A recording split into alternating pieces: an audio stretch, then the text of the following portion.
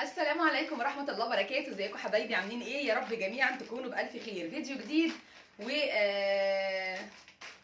النهارده هقول لكم على السر اللي مش ناس كتير تعرفه.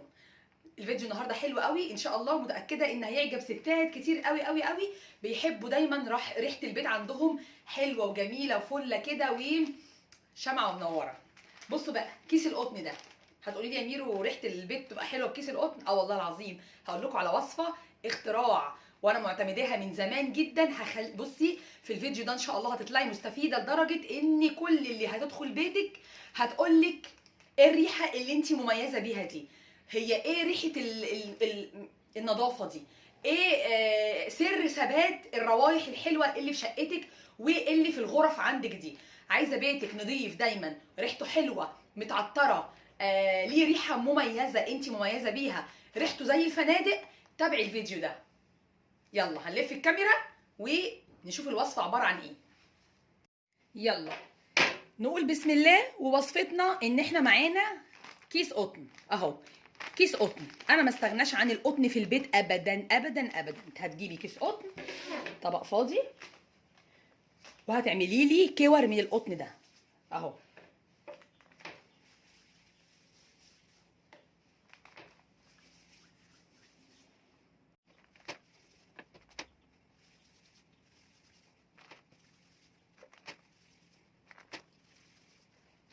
تمام كده، عملنا شويه كور حلوين، 10 12 كوره، العدد اللي انت عاوزاه خلاص. ومعاكي اي معطر جو باي ريحه انت بتحبيها. انا من فريده ده بجيب حاجه اسمها رائحه النظافه. بصوا، رائحه النظافه ده لو لقيتيه في اي مكان تجيبيه، والازازه دي ب 25 جنيه وفيها لتر ب 25 جنيه، وصنع في مصر، صنع بلدنا خلاص. 25 جنيه لان ازازه المعطر فريده بقت ب 40 جنيه، كانت رخيصه وغليت يعني مع الحاجات اللي غليت. فده المعطر الخام، ده المعطر بتاع فريده الخام، وفيه كل الروايح. طبعا كله عارف ان انا عاشقه للعود، فانا بجيب ازازه عود وبعمل نفس اللي هعمله دلوقتي في الوصفه دي بيها، لكن دي بستعملها لكل الشقه وللغرف وللتواليتات ولكل حاجه. بجيب بوله فاضيه عشان ما اطولش عليكم وارغي كتير وتزعلوا اهو. بحط فيها كميه مناسبه من السائل بتاع فريده ده اهو. اهو قربت لكم الكاميرا. وبتنزلي بكل قطع القطن دي تغمسيها في المعطر بتاعك ده اهو. بصوا شايفين؟ بتلاقي بصوا المعطر شرب، القطن شرب. بصوا ازاي اهو. هنصفيه دلوقتي، بس هقول لكم هنعمل بقى ايه. بصوا يا جماعه الخير، اعزكم الله جميعا، دي باسكتات القمامه بتاعت البيت ماشي اهو. ده بتاع الغرفه بتاعت النوم، ده بتاع غرفه الاطفال، ده بتاع غرفه الاطفال التانيه ماشي، ودي بتاع الريسبشن. انا بعمل كده كل فتره، بس لما جيت اعملها قلت اعملها معاكم. عايزه بس ارفع الكاميرا ثواني. هنعمل كالاتي: نجيب القطن ده نعصره شويه اهو، انا عصرته شويه اهو، مش كتير، تخلي فيه برضو، تخلي فيه من المعطر، وترمي جوه الباسكت بالطريقه دي قبل ما نحط الكيس بتاعه اهو. كمان ده عشان اكبر باسكت، وعشان مساحه الريسبشن عندي كبيره، انا بحط واحد في الاول واحد في الاخر كمان عموما يعني. ادي اهو، حطينا التلاته هنا جوه كده، التلات قطع قطن. وبعدين يعني الحركه دي بتعمليها قبل ما تلبسي الكيس للباسكت اهو. والبس بقى الكيس بتاع القمامه اعزكم الله، البس الكيس للباسكت كده اهو. وشمي بقى طبعا القطع القطن المبلوله دي تحت الكيس، على اساس ان انت لما الكيس ده يتملي بقى مناديل كلينكس او يتملي حاجه وتيجي تشيليه، تبقى كده كده القطن ده موجود. مش قادره اقول لكم بقى الموضوع ده بيعمل الريحه ازاي في المكان اللي انت هتحطيه فيها. ده غير بقى ان كل اللي قاعد شامم الريحه دي. ادي ده كمان طبعا ده هيبقى جميل جدا لان الباسكت ده مفتح، الباسكت ده مفتح. فتخيلي بقى ايه لو حد قاعد عندك في الريسبشن والقطن المبلول بقى ده مطلع الريحه التحفه دي. بصي اهو، نرمي واحده ادي التانية، ما تعصريهاش قوي، ما تبقيش بخيله، ما تبقيش بخيله. الازازه ب 25 جنيه كل الحكايه اهو. حطينا كده، نلبس الكيس. مهما اوصف لكم ريحه النظافه والجمال، والله ما انتم متخيلين الريحه عامله ازاي. اهو ادي الباسكت والمناديل. هعمل بقى انا في الباقي مع نفسي.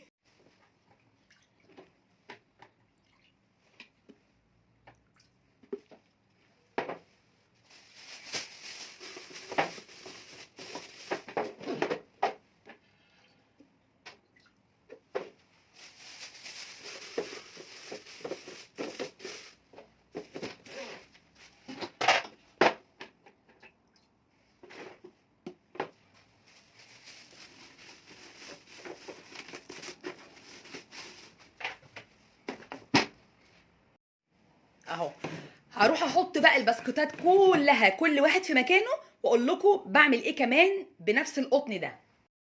بصوا حبايبي، هقطع قطعه قطن بقى بس كبيره حبتين، كبيره شويه. خلاص اهو. وهغمسها برضو، لا قل مني نزود تاني. الازازه كبيره بقى ما شاء الله، وب 25 جنيه مش حاجه يعني. 25 جنيه هتعطري البيت وتخلي ريحته تحفه. اهو بصوا مبلوله مبلوله يعني. بصوا لو عملنا كده تتعسر، بس انا عايزاها مبلوله بالمنظر ده. وهجيب قطعه فويل، قطعه فويل، واحط فيه قطعه القطن المبلله بالمعطر بالطريقه دي. تعالى اقول لكم انا هحطها فين. بصوا يا جماعه، انا عندي جنب باب الشقه هنا، يعني اول فتحه باب الشقه على طول، اللي يدخل من باب الشقه على طول على اليمين، عندي الشجره دي، شجره صناعي اهو. بمسك ورقه الفويل وعليها القطنه المبلوله دي، بحطها فوقيها بالشكل ده، واخفيها بقى اهو. نزلتها في جذع الشجره كده شويه اهو.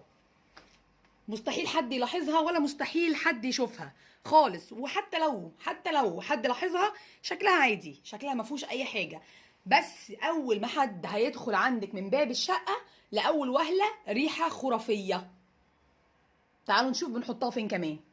بصوا بقى، اي كرسي انتريه عندي جنبيه شجره على طول، شايفين اهو.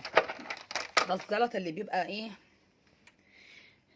بمسك نفس الكور واخفيها كده هنا، شايفين اهو اهو.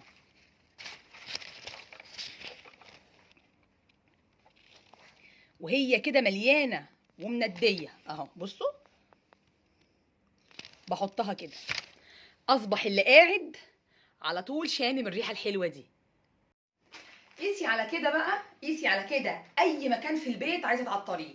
اعزكم الله في التواليت، بس انا عشان مش بصور التواليت بتاعي. في التواليت طبعا احنا في باسكت منهم هيتحط في التواليت، اللي هو الجراي ده اللي بيتفتح بالرجل ده بيتحط في التواليت خلاص.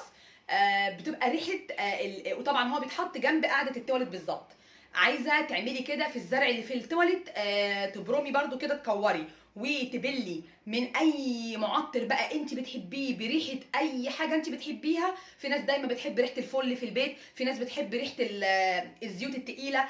يا سلام بقى ده لو انت هتغمسي القطن بقى المدور ده، كرات القطن دي في عود. يعني انا بعمل كده بقى في غرفه النوم عندي، بقوم عامله كور القطن دي، ببلها في زيت خام بريحه العود او بريحه المسك الابيض، وارمي ورا السرير، احط في الزرع اللي جنبي جنب الكومود. ابدعي اعملي كور قطن كتير، واغمسيها في الاماكن اللي انت عاوزاها، بالريحه اللي انت عاوزاها، بالماده الخام اللي انت عاوزاها. خلاص هتاخدي، اوعدك ان انت اي حد يدخل بيتك انت دايما مستعده لريحه النظافه. حتى سيبك من اي حد يدخل، انت هتبقي قاعده شامه ريحه نظافه. وحقيقي فريده بريحه النظافه ده، هو فعلا ريحته نظافه. عارفه لما بتكوني لسه ماسحه البيت ومنفضه وفرشه السجاد كده، هو جاي من دراي كلين، عارفه انت الاحساس الحلو اللي بتحبه كل ست ده، والستاير نظيفه والكلام ده، هو ده.